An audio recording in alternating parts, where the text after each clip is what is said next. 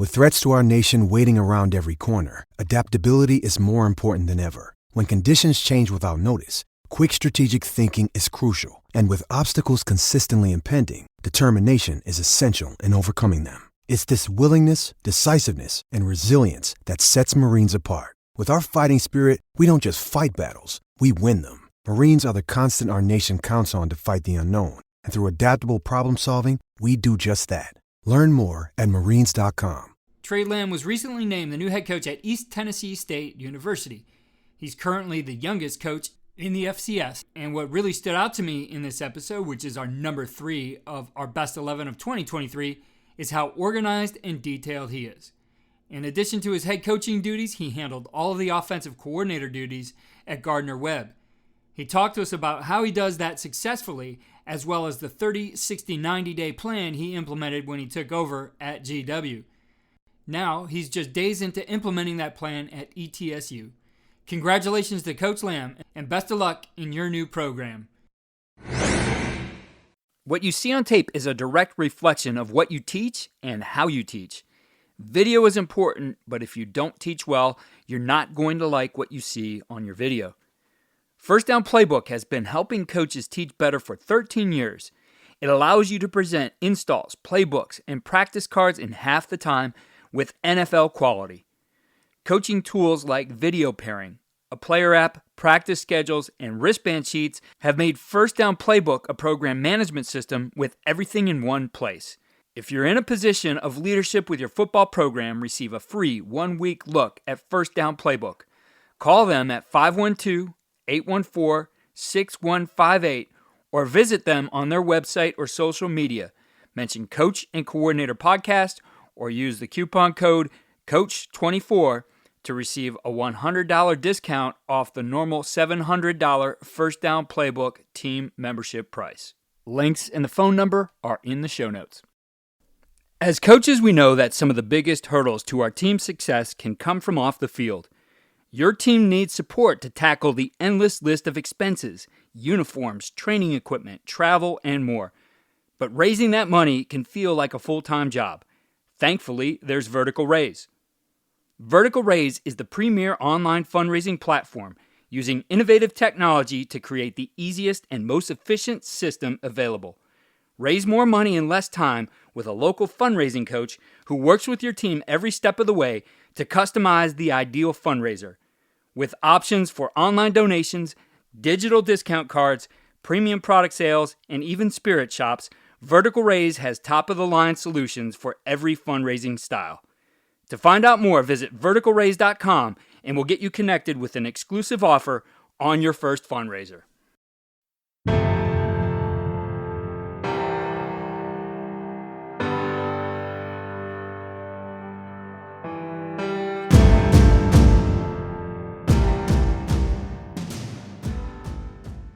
I think you can learn something good and bad from every single day, situation, person you've worked for, head coach, coordinator, player.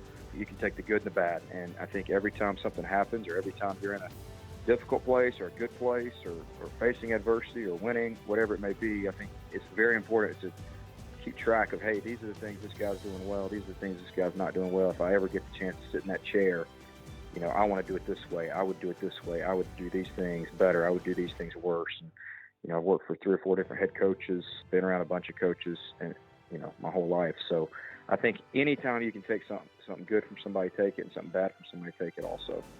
Tre Lamb is a coach you will want to keep an eye on. The second youngest coach in Division I football. At the time we recorded this episode, he's made an impact on the first program he's had the opportunity to lead at Gardner-Webb. And he's developed a coaching tree with several of his coaches moving up the ranks. Football has been in his blood growing up as the son and grandson of legendary Georgia high school football coaches. His father, Hal, won 3 state titles, as did his grandfather, Ray. Growing up in a football family and an obsession with learning the game has allowed him to climb the ranks quickly. Today he discusses taking over a program in the midst of the pandemic shutdown and his 30, 60, 90-day plan to get the program going. He shares the offense he's developed, which he identifies as a blend of App State and Tennessee, and some of the things that he does to call the plays and develop his game plan, as well as how he walks the tightrope of being the head coach and handling all the duties of an offensive coordinator. On today's podcast, we're going to learn from somebody who is the second youngest coach in Division I football, but he certainly has a lot to offer and a lot of insight into the game, and that's the head football coach at Gardner-Webb, Tre Lamb. Coach, it's great to have you here on the podcast. Yeah, thank you for having me. Coach, dig into it first. A lot of guys, they got to think back pretty far, but you're 33, got the head job when you were 30. Somewhere in that last decade or so, there was this decision to become a football coach. What drove you to be a coach? Why do you do this? Yeah, I think I saw it my whole life with my dad and my uncle and my granddad. I don't know that I really had a choice. I mean, there was at one point, maybe my freshman year of college, I was redshirting, and I kind of fell out of love with the game a little bit, where I thought maybe I'd do something else, but it was maybe 3 months, and I was like, I can't do anything else. This is what I love. I love influencing people, and I really couldn't see myself doing anything else. It's like an addiction. I love coming to work every day. I can't believe I get paid to do this. I know a lot of people say that, but I truly mean that. This is a dream. I love the competitive part of it. I love the X's and O's of it, and I love being able to be around young people and hopefully make an influence on young men. In looking at the way you came up in this game, what were some of the lessons or different things that coaches share with you, advice, et cetera, that were really important to you along the way and are part of who you are today? Yeah, I think you learn from every single experience. And I think the good ones, the great ones, are able to file that away in a memory bank or have a drive where they carry everything with them at all times. Just an organization factor to remember things that happen in your career. Or, I started going to football practice when I was probably 3 years old. So I probably wasn't your average 30-year-old getting hired. I'd been around the game and been obsessed with it. I think you can learn something good and bad from every single day, situation, person you've worked for, head coach, coordinator, player. You can take the good and the bad. And I think every time something happens or every time you're in a difficult place or a good place or facing adversity or winning, whatever it may be, I think it's very important to keep track of, hey, these are the things this guy's doing well. These are the things this guy's not doing well. If I ever get the chance to sit in that chair, I want to do it this way. I would do it this way. I would do these things better. I would do these things worse. And I've worked for 3 or 4 different head coaches, been around a bunch of coaches, and my whole life. So I think anytime you can take something good from somebody, take it, and something bad from somebody, take it also. I think that's important. We always focus on the good, right? We want to be positive, but I can tell you some of my best learning experiences have come when things weren't necessarily going the right way. That's exactly right. Coach, for you took this over in a very interesting time. 30 years old, you become a head coach, and it's COVID. You have to deal with that on top of being brand new to the job. So talk us through the beginning there and really, how did you get your team to where it is? How did you move things along with all those challenges? Yeah, I think, I hired a young staff, first of all. At this level, FCS football, it's not always glorious when the paycheck comes in at the end of the month or the beginning of the month. It's hard to, you can't pay people a ton of money, and resources are always tight across the board, really, at this level. I tried to make the money work and hire people I trusted, and hire young people that were looking for their first jobs or just hungry and willing to do anything. I think it was huge getting a staff in here. That first 12 months, we didn't coach a game. So we were doing a ton of work on Zoom, a ton of work recruiting and building the roster, and we flipped it pretty quickly. I think COVID helped a lot of people, and it hurt a lot of people. I think it really helped our program happening when it did. And then you see other programs that were trending in the right direction, and since COVID have absolutely, been blistered and fell apart. So I think it happened at the right time for us. Recruiting was huge, being able to probably sign some kids we would normally not get, not having to waste a bunch of money in recruiting and flying and doing all that. We were able to get guys, on virtual visits and sell our new plan and sell our vision. And luckily we had some guys believe in it. We were able to flip the roster pretty quickly. When you were talking to those guys, what was the vision you were selling? How did you, especially, Zoom or whatever, you're not in person, you're not showing campus, how did you communicate that to them? I think the biggest thing, we did was we were very honest. I think a lot of times coaches get new jobs and they go paint the walls. First thing they do is paint the walls and then throw their slogans up on the walls. And then all of a sudden, nobody's bought into anything early on. It takes time. I think the biggest thing we did is we came in here and evaluated where they were, evaluated each position coach, and we're just honest with everybody. Like, hey, here's what we want to do. I know these goals sound hard to reach right now, but we feel like we can turn this place into a perennial playoff contender and making runs in the playoffs. And the footprint for our recruiting has been fantastic. But opening that first door, that first team meeting, they're not going to buy into you in 3 meetings in 30 minutes. They're going to say, who the heck is this 30-year-old up here talking to me? I've put the work in for 3 years here. Nothing's happened. We hadn't won a ton of games, blah, blah, blah. I just think being open and honest with each kid and each coach about the expectation of, hey, here's what we want. We're not going to have negative things come out of our mouth. We're not going to say stupid stuff because those things can come true. And we want to absolutely believe in the power of positive thinking and the power of belief. I think was huge early on, being able to get those kids to buy in and giving them something to buy into was huge. It was not something that we knew was going to happen overnight. So I think giving them something to buy into, letting them buy in at their own pace and just being upfront and honest. We're not telling lies and trying to manipulate kids. It's somebody's son and we want to get them on campus and be honest with them, but if they can't buy in, we'll go another direction. But I think early on, the honesty piece was huge. How did you address that part? You said, what's this 30-year-old doing up here, right? I mean, most of these guys, probably even in high school, had coaches older than you. So what was your approach really to establish yourself and show them who you are and what you're about?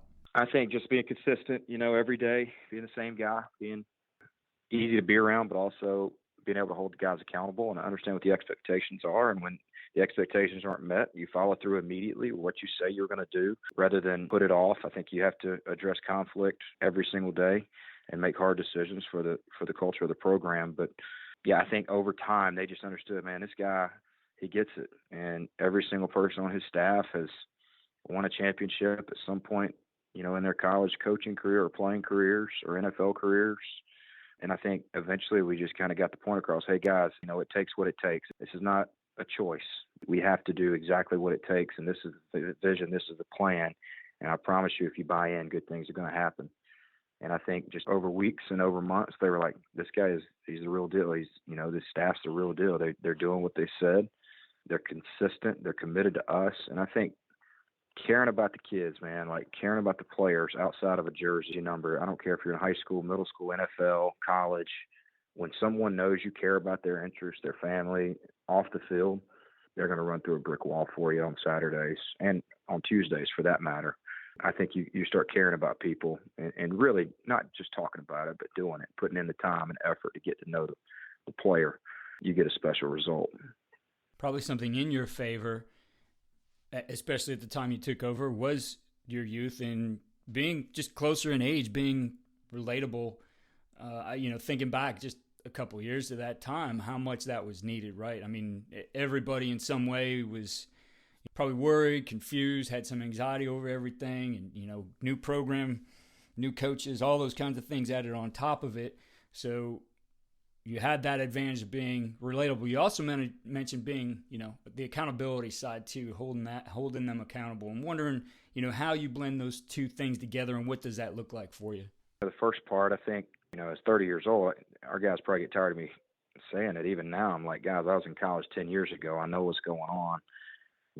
I'm not an idiot. I was born at night, but not last night. Kind of, all our staff was in college. Our oldest coach is 40 years old. Everybody else is 34 or younger. So everybody was in college not long ago. We know exactly what you're going through without question. So I think that was big. The accountability piece is having a plan. When I walked in, the administration, the campus, the football team probably thought, man, this guy, you got to prove to him that you're not just a dog chasing a car and have no idea what's going to happen when you catch it. We had a 30-day plan. We had a 60-day plan. We had a 90-day plan. We stuck to it. I think our kids saw that structure and saw, man, this guy, he knows what he's talking about. And when you tell somebody you're going to do something, when you have consequences for actions or accountability, you got to follow through. The strength staff's been huge for that, which, I got lucky there, walked into an absolute great situation with our strength coach and his assistants. And that was an important piece for us with the accountability, but just doing what you say you're going to do and following through. And and treating the star player, the best players have to be held to the highest standards, and the standard you allow is the one you promote. So if you're going to allow something, you're screaming from the mountaintop that you're going to allow it. You got to hold those best players to the same standard as the walk-ons. You mentioned the 30, 60, 90-day plan. I truly believe a lot that happens in those first 90 days set you up either for success or failure as a coach. We probably could do a podcast on each of those, but if you would just give us an overview of what's happening, what the focus is in the 30, the 60, the 90. The first 30 days, I think you're getting to know everybody in the organization and in the locker room and on campus. And those first 30 days are very frustrating because you want to change everything. You want to get everything turned over, a new leaf. Hey, we're going to do things different in this category, this category, this category. But the first 30 days, there's a lot of listening, a whole lot of listening. You know, you got first impressions. So every single person you meet, that's the first time you're meeting them, and first impressions go a long way. So that first week, first 30 days is important just to listen. Like, you don't want to go in there guns blazing. I think some coaches mess that up. I want to listen to what the needs are. I want to listen to how we can help the academic department, help the budget, help the training department, academic people, all the different aspects that touch your players. I think you need to listen first. You know, that 60 days, you're trying to build up some resources because you know you want to get some things done. You do want to put some new graphics up. You want to print new playbooks. You want to be able to get the guys some gear and locker room. And that next 60 days is finding resources, I think, to get some of that done. Meet with the seniors, get feedback on things their experience could have been different. You come up with an off-season conditioning plan with a strength coach, develop a fundraising plan, and then the 90 days is a huge marketing launch, really trying to change the vision and perception and reality of your program. So you're setting up recruiting areas, you're getting guys on the road, you're working on offense, defensive installation, getting everybody hired, establishing a relationship with high school coaches, establishing a relationship with the parents, establishing the plan to win, just laying out that plan. Hey, here's the expectations. Here's how we're going to win football games on and off the field. Here's our core pillars, our core values. Recruiting picks up in that 90-day period, but building those resources, building those relationships, and listening in that 30, 60, 90-day window is huge. By the time you get to day 90, everybody in the organization should know, hey, here's how we're operating. Here's the expectation. Here's how we're going to win football games. So it's obvious you spend a lot of time on the culture side of things, and that's important for a lot of guys. That is their job when they become the head coach, but you also are walking the tightrope of being heavily involved in the offense as well. I'm sure a lot of this is growing up in a football family. Some of this isn't like you're doing it for the first time because you've lived with it. Yeah. But yet at the same time, you mentioned all the demands. You rattled off all those things just happening in the first 90 days, a lot to take care of. So how are you balancing that with being heavily involved on the offensive side of the ball? Yeah, so I call plays and I coach the quarterbacks, and I'm the head coach. So first thing you got to do is make sure you spend time with defense and special teams. That's the staff. That's the players.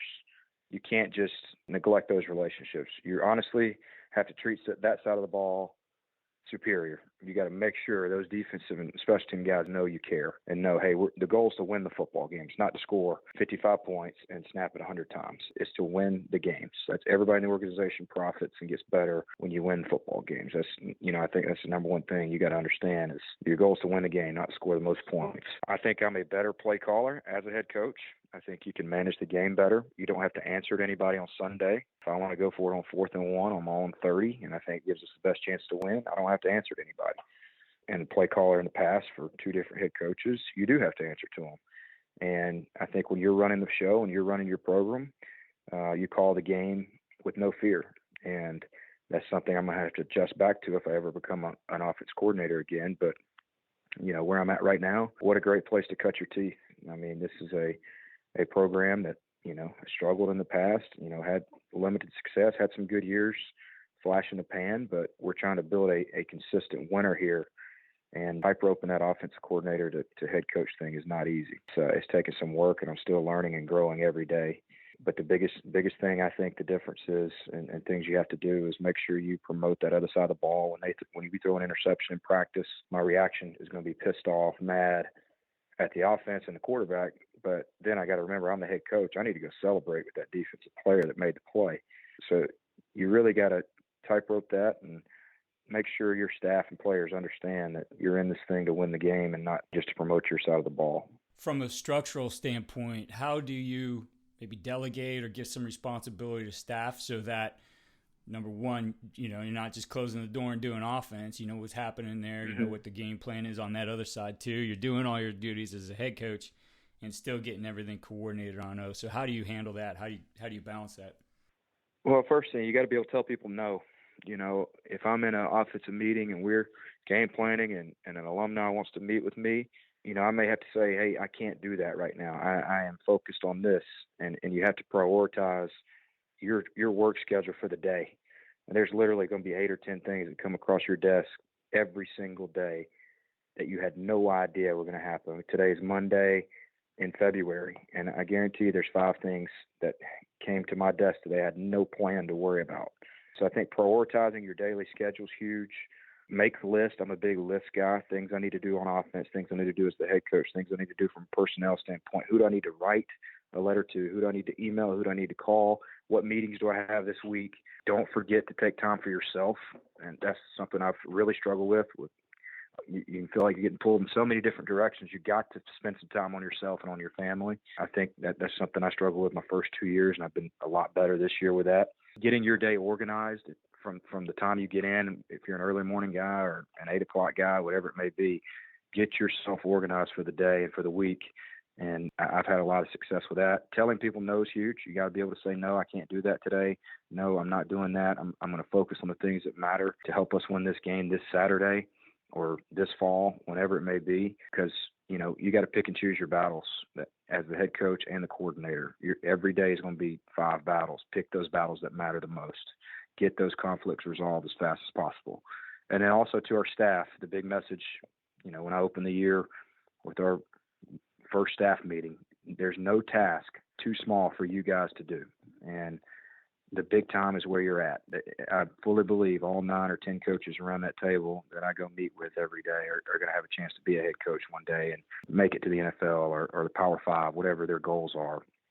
But they've got to understand the big time is where you're at, be where your feet are, and we're going to do it my way. As long as I'm the head coach here, I'm going to have a plan, and we're not going to deviate. I'll take your ideas.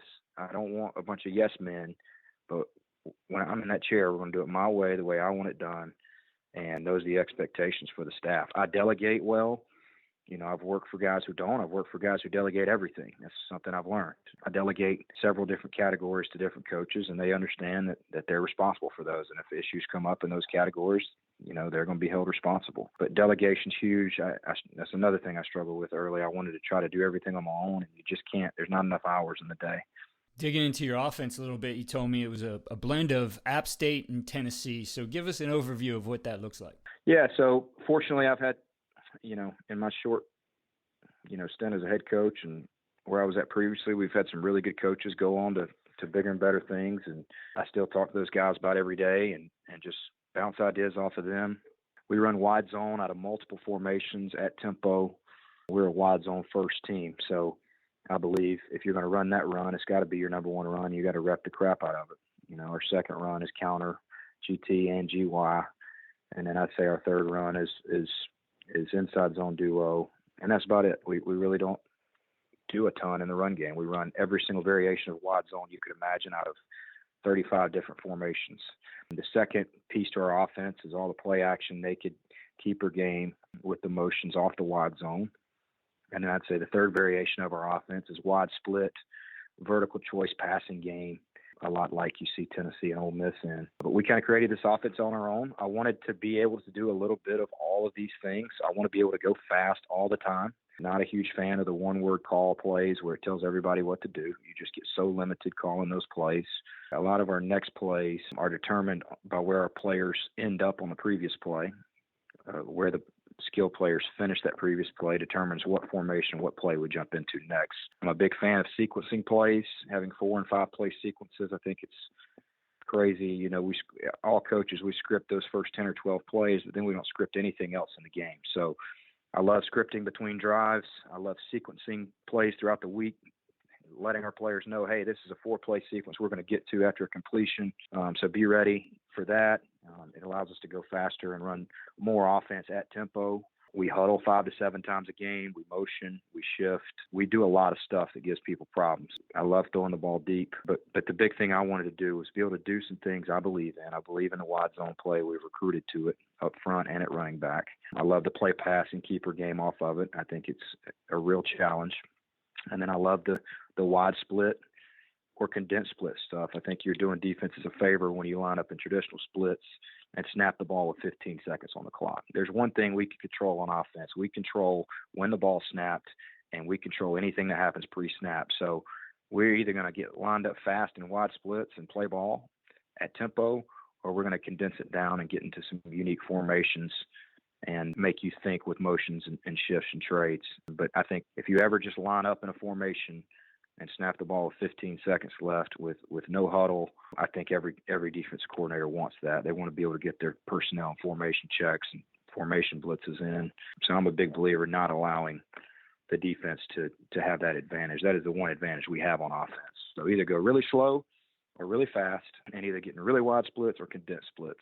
And that's really it. That's what we do. That's who we are. To make you defend every single blade of grass. A lot of coaches say that, but I believe when you turn the tape on, you see that in our guys, and all 5 skill players need to be touching that football every single Saturday. You mentioned sequencing there and being an important part of it, whether that's scripting your openers or scripting between series, or as you said, doing some sequencing during the week. And I think, you look at good play callers, there is a sequence to what you do. So how do you think about that when you're putting together plays? You mentioned, we're looking at the formation or the where these guys are ending up, the play before, so you're not running people all over the field. But what's your thought process on looking at a sequence?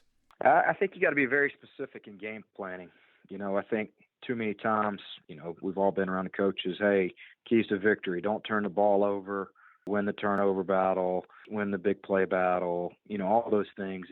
Their goals, and typically they just become words on the screen. And we like to get a little more specific than that. So, hey, this week, here's what it takes. We're gonna make the safety cover our slot. We're gonna double move that guy 3 times. We're gonna have 3 RPOs in a sequence that attack that player. Or hey, we're gonna get in condensed this week, make the boundary corner tackle us 5 times in space.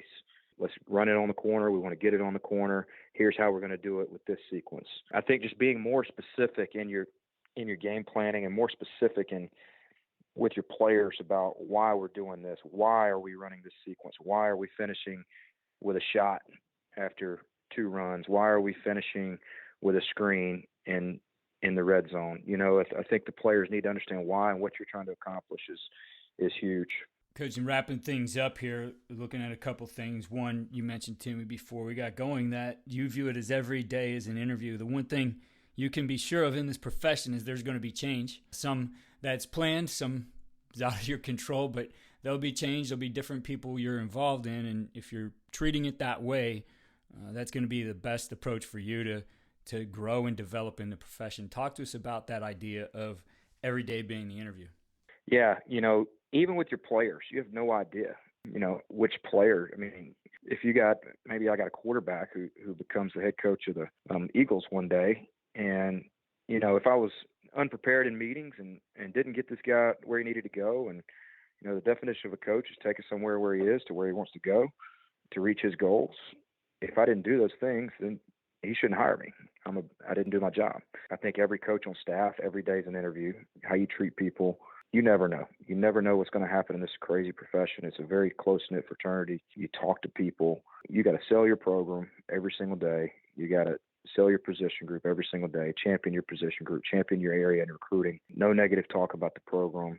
There's a right way and a wrong way to do things, and I think we all know as coaches what that is. It's hard to do that with habits. We habitually have to put the things that matter first, and all too often, you'll look back and say, man, I had no idea that guy was going to get that job. I wish I'd have done this. I wish I'd have done that. Don't have those regrets. And I'm not saying chasing the logo is the greatest thing in the world either. Sometimes God's got a plan and he wants you in a certain place at a certain time around a certain group of people. And if you maximize that opportunity, I think that plan is going to come true for each individual person. I'm a true believer. And if you work hard and you're around the right people, everybody's got a chance to be successful. Coach, when you look at all you do As a coach, on or off the field, what's the one thing you'd say that you do that really gives your players the winning edge? I think most people are either like CEO culture guys, have great relationships with the players, drive a culture home every day, or they're ball guys. I think I do a great job managing both, and I get that feedback from our players. Like I'm, trying to be the brains behind the operation and run the offense and defense and make sure we're good schematically and we have an X's and O's advantage. But also I feel like my relationships with my players and coaches are elite. And, they say don't hire people, your friends, and don't have a relationship outside of work. I disagree with all that. Our coaches know they're going to be held accountable. I've had to let people go before. It's part of it. It's hard, but they understand, like, coach has got my best interest at heart. He's got the program's best interest at heart. And I think our players feel the same way. I have a relationship with every single person on our team. They know my office is open. I love talking to them. I love getting to know them. But also at the same time, I can coach football. Like X's and O's are an advantage for me. I love that part of the game. I love that chess match between the coordinators and the execution. And I think that's why I'm going to have a chance to continue to be successful here, is being able to manage those relationships. Because at the end of the day, you're managing 115 egos in one room, maybe more, 130 with staff and players, getting everybody on the same page and organized, giving them something to buy into, but at the same time, not letting the X's and O's slip. Like, you still have to be creative. You still got to call a great game. You still got to game manage. You still got to clock manage. Like, that stuff's got to be precedent in the program as well. And I think being able to manage both has been a great advantage for our staff. Coach, certainly appreciate all you've shared with us here today. If our listeners want to learn more, what's the best way to connect with you? Yeah, my email, Twitter, I've Coach Tre Lamb's my Twitter account. They can follow me. I can DM me, whatever works there. My email is tlamb@gardner-webb.edu. I'll return any emails, give you any information, anything I got from a head coach perspective as far as situational football or staff responsibilities or game plan overview, creating a plan to win for the team, goals, anything, calendar, whatever people want. I promise you I'm willing to help. It's a small community, and I didn't get here on my own. I had a lot of people help me, and I'm so thankful for that. And I'd love to be a mentor to someone else. And I have my mentors I talk to, and this profession's too hard to go try to do it on your own. You got to lean on someone. I lean on people. I've got great mentors that I talk to on a weekly basis, and I don't have all the answers. And I think the day you think you have all the answers is the day you start losing. So hire great people, lean on great people. But again, I will be a resource if anybody needs anything from me in the coaching profession. Coach, I really appreciate your time and willingness to share. And best of luck to you and the Bulldogs in 2023. Thank you. Appreciate you. Thank you for listening to the Coach and Coordinator podcast. Check out all we're doing at coachandcoordinator.com and follow me on Twitter @Coach K. Grabowski.